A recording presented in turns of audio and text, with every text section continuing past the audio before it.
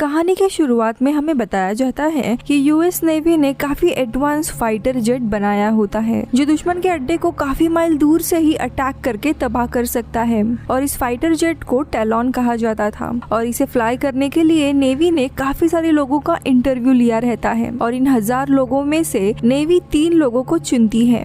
पहला था lieutenant Ben, दूसरी थी कारा और तीसरा था हेनरी। ये तीनों भी काफी जाबाज पायलट होते हैं। अब तीनों भी टैलॉन इस फाइटर जेट पर प्रैक्टिस कर रहे होते हैं, जिसके बाद ये तीनों उनके प्रोजेक्ट हेड जॉर्ज से मिलते हैं। प्रैक्टिस के बाद जॉर्ज सभी को उनके एक वॉरशिप जिसका नाम अब्राहम लिंकन था वहाँ पे लेके जाता है। ये शिप फिलीपींस के समुंदर में होता है। अब वहाँ पे उतरने के बाद जॉर्ज इन तीनों को भी बताता है कि तुम्हारी टीम में एक और मेंबर को शामिल किया जाएगा, लेकिन ये कोई इंसान नहीं बल्कि एक AI है, यानी एक मशीन पर चलने वाला एयरक्राफ्ट। और वो उन्हें वो ऑटोमेटिक एयरक्राफ्ट दिखाता है जो बिना किसी पायलट या किसी के कनेक्शन के अपने आप चलता था। इस एयरक्राफ्ट को AD ये नाम दिया गया था। ये एयरक्राफ्ट काफी ह्यूमन फ्रेंडली था और इन पायलट से बात भी करता है।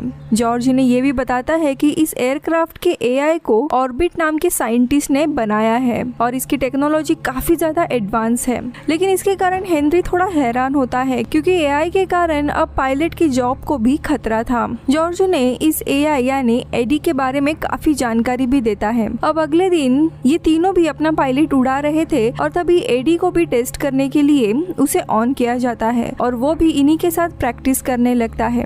ये चारों भी प्लेन को उड़ाते हैं और हम देखते हैं कि AD इन तीनों पायलट से काफी ज्यादा एडवांस और काफी अच्छे से परफॉर्म कर रहा होता है, जो देखकर सभी लोग खुश भी होते हैं।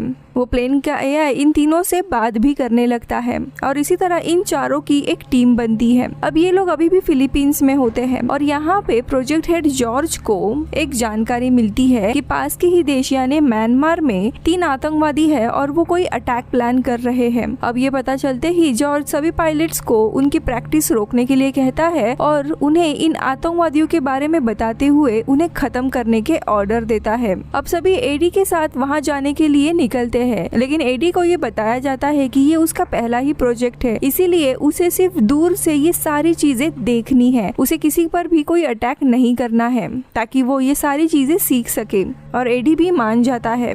लेकिन तभी अचानक जॉर्ज को पता चलता है कि जिस जगह पे आतंकवादियों की मीटिंग हो रही है उस बिल्डिंग की छत काफी मोटे लोहे से बनी हुई है जिससे उनकी मिसाइल तोड़ नहीं सकती। इसीलिए जॉर्ज उन्हें इस मिशन को रोकने के लिए कहता है। लेकिन तभी AD उस पूरे बिल्डिंग की छानबीन करता है और अपने AI की मदद से कैलकुलेट करके वो बताता है कि अगर बेन अपने एयरक्राफ्ट को बहुत ऊपर लेकर जाएगा और तेजी से नीचे आते हुए उस बिल्डिंग पर हमला करता है तो हमारी मिसाइल उसकी छत को तोड़कर अंदर जा सकती है। लेकिन जॉर्ज को पता होता है कि ये काम बहुत ही रिस्की है, इसमें बेन की जान भी जा सकती है और तो और काफी सारे मासूम लोग भी मारे जा सकते हैं, इसीलिए वो मिशन को अबॉर्ट करने के लिए कहता है। लेकिन तभी बेन कहता है कि वो इस मिशन को पूरा करना चाहता है और साथ ही बेन काफी तेजी से ऊपर जाने लगता है और एक जगह पहुंचने के बाद वो तेजी से नीचे आने लगता है और उसी वक्त मिसाइल को लॉन्च कर देता है और मिसाइल उस बिल्डिंग के छत को तोड़ते हुए अंदर चली जाती है, जिससे पूरी बिल्डिंग तो डिस्ट्रॉय हो जाती है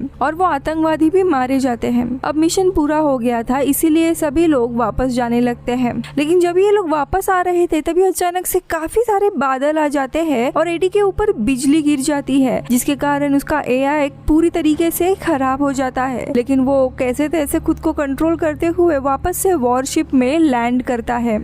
अब अगले दिन AD को ठीक करने के लिए टिम नाम के एक आदमी को बुलाया जाता है और टीम AD को ठीक करने लगता है। थोड़े समय के बाद बेन उसके पास आता है और पूछता है कि AD कब तक ठीक हो जाएगा। तभी टिम कहता है कि उसका AI पूरी तरीके से डिस्ट्रॉय हो गया है, मैंने उसे फर्स्ट लेवल का ठीक कर दिया है, लेकिन अब इसके बाद AD खुद अपने AI को अपग्रेड कर रहा है क्योंकि उसे अभी इंसान और इंसानों के वैल्यूज के बारे में कुछ भी पता नहीं है। फिर बेन पूछता है कि इस प्रोसेस को कितना टाइम लगेगा, तो टिम कहता है कि इसके लिए करीब करीब 1 महीना लग सकता है।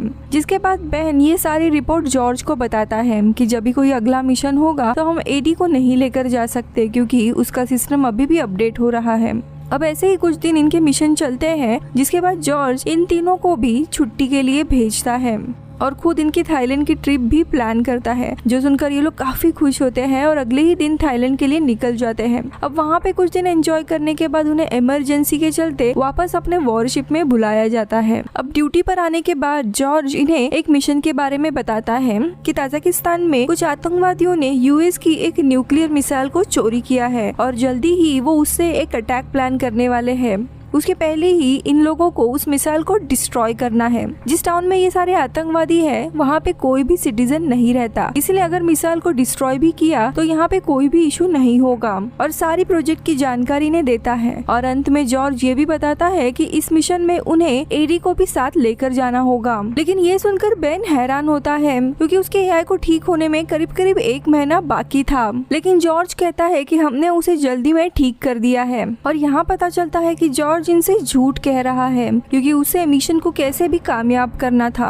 अब ये सभी लोग अपना मिशन पूरा करने के लिए तजाकिस्तान पहुंच जाते हैं। लेकिन यहाँ आने पर कारा सारे एरिया को स्कैन करती है और उसे पता चलता है कि इस टाउन में अभी भी लोग रह रहे हैं। सारी चीजें कैलकुलेट करने के बाद वो बताती है कि न्यूक्लियर मिसाइल को अगर यहाँ पे डिस्ट्रॉय किया तो यहाँ पे काफी सारे मासूम लोगों की जान जाएगी और ये सारी जगह रेडियो एक्टिविटी के घेरे में भी आएगी, जिसके कारण बहुत ही नुकसान होगा। इसीलिए बेन जॉर्ज से इस मिशन को अबॉर्ट करने के लिए कहता है और जॉर्ज भी मान जाता है। लेकिन तभी अचानक से एडी कहता है कि वो इस मिशन को कैसे भी पूरा करना चाहता है और किसी की भी बात नहीं मानता और सीधा उस टाउन की तरफ जाने लगता है। ये देख जॉर्ज एडी को रोकने के लिए इन तीनों को भी उसके पीछे भेजता है।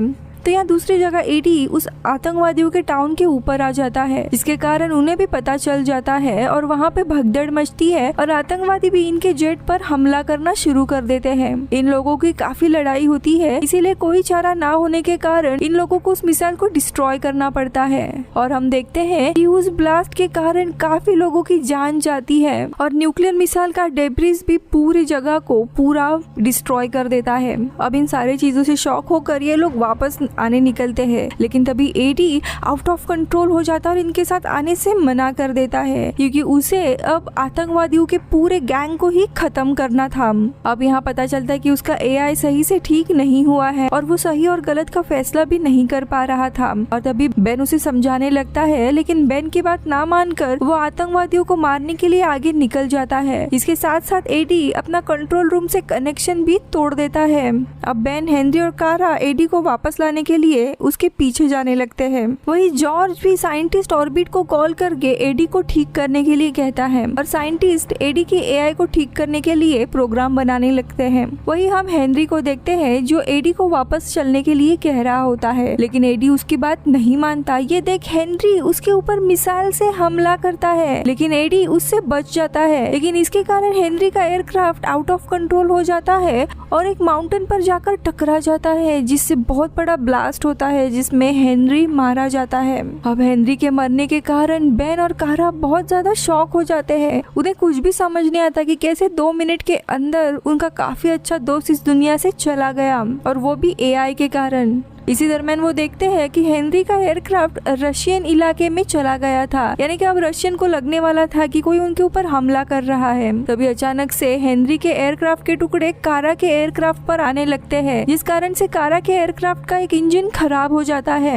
ये देख बेन कारा को वापस से वॉरशिप में जाने के लिए कहता है और खुद एडी का पीछा करने लगता है। तो यहाँ पे हम एडी को देखते हैं जिसका फ्यूल खत्म होने वाला था, इसीलिए यूएस आर्मी का ही एक आसमान में लगा हुआ फ्यूल स्टेशन में वो फ्यूल भरने के लिए जाता है।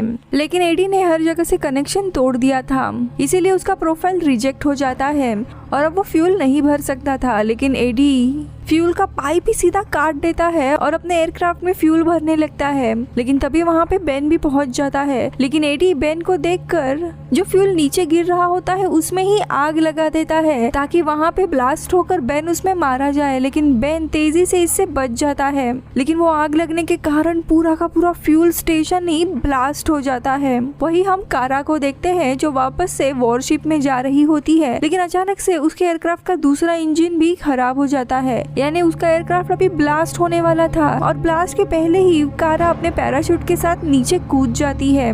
वो नीचे ही जा रही होती है लेकिन पैराशूट के ऊपर एयरक्राफ्ट के कुछ टुकड़े गिरते हैं जिससे पैराशूट में भी आग लग जाती है और कारा सीधा जमीन पर गिरने लगती है। लेकिन वो एक जंगल में जा गिरती है जहाँ पे काफी सारे पेड़ थे, इसीलिए बच जाती है। वही यहाँ पे हम जॉर्ज को देखते हैं जो कारा का एयरक्राफ्ट को मॉनिटर करता है और उसे पता चलता है कि कारा नॉर्थ कोरिया में जा गिरी है, इसीलिए अब वो उसे बचाने नहीं आ सकता था। तो यहाँ पे बेन जब एडी के पास पहुँचता है तो वो उसे वापस चलने के लिए कहने लगता है, जिस पर एडी उसे बताता है कि उसके पास मिलिट्री की सीक्रेट फाइल है जिससे उसे ये पता चला है कि देश के कौन कौन दुश्मन है और वो उन सारे लोगों को खत्म करने के लिए जा रहा है। लेकिन ये सुनते ही बेन काफी डर जाता है और उसे कहता है कि हमें सारे लोगों को मिटाना नहीं है, तुम जो भी कर रहे हो वो गलत है। वही दूसरी जगह हम कारा को देखते हैं जो नॉर्थ कोरिया के एक छोटे से गांव में आ जाती है। तभी वहाँ उसके सामने एक छोटी बच्ची आ जाती है और कारा को उसकी बंदूक के साथ देखकर काफी जोरों से चीखने लगती है, इसीलिए कारा को वहाँ से भागना पड़ता है। तो यहाँ दूसरी जगह एडी अभी भी चलने के लिए नहीं मानता और तभी एक रशियन एयरक्राफ्ट उनके ऊपर हमला करने लगता है, लेकिन एडी और बेन उस एयरक्राफ्ट को खत्म कर देते हैं। लेकिन इसी के चलते एडी के एयरक्राफ्ट का एक हिस्सा डिस्ट्रॉय होने लगता है और उसमें आग लग जाती है और इसीलिए बेन के बार बार समझाने के बाद फाइनली एडी उसकी बात मान जाता है। अब यहाँ पे जॉर्ज एडी को फिक्स करने के लिए वॉरशिप की जगह पर बेन को उसे लेकर अलास्का जाने के लिए कहता है और आगे बताता है कि वहाँ पे मेरा एक दोस्त है ब्रूक, वो तुम्हारी मदद करेगा। तभी बेन जॉर्ज से पूछता है कि कारा कहाँ पे है, जिस पर जॉर्ज झूठ कहता है कि वो वॉरशिप पर जल्दी ही आ रही है। लेकिन एडी जिसके अंदर एआई टेक्नोलॉजी थी वो बेन को बताता है जॉर्ज ने अभी भी उसे झूठ बोला है। आगे वो कहता है कि कारा का एयरक्राफ्ट नॉर्थ कोरिया में क्रैश हो गया है, जिससे बेन को बहुत ही गुस्सा आता है क्योंकि उसने हेनरी को मरते देखा था और अब जॉर्ज की ही गलती के कारण उसकी दूसरी साथी मरने वाली थी। लेकिन ऑर्डर्स को मानते हुए वो अलास्का जाने का फैसला करता है। अलास्का पहुंचते ही उसके दोनों इंजन खराब होने की वजह से उसे क्रैश लैंडिंग करनी पड़ती है। अब यहाँ पे वो जॉर्ज के दोस्त के पास जाता है जिसका नाम था ब्रूक। लेकिन यहाँ पे एक अजीब चीज होती है, ब्रूक बेन को जबरदस्ती कोई इंजेक्शन लगाने लगता है लेकिन बेन इसके लिए मना करता है, लेकिन ब्रूक मान ही नहीं रहा था और तभी बेन समझ जाता है कि यहाँ पे कुछ तो गड़बड़ है। दोनों की भी काफी हाथापाई होती है और उसमें इंजेक्शन ब्रूक को ही लग जाता है और वो वहीं पे मर जाता है, यानी कि यहाँ पे जॉर्ज बेन को मारना चाहता था। वही दूसरी जगह हम कारा को देखते हैं जिसके पीछे नॉर्थ कोरिया के मिलिट्री के लोग पड़ जाते हैं और उस पे गोली चलाने लगते हैं और एक गोली उसके शोल्डर पे लगती है। अब हम ऑर्बिट को देखते हैं जो एडी का सारा डेटा इरेज करने आया था। दरअसल जॉर्ज का ही ये सारा प्लान होता है ताकि सबको मार कर ये गलती एआई के नाम पे डाल दे।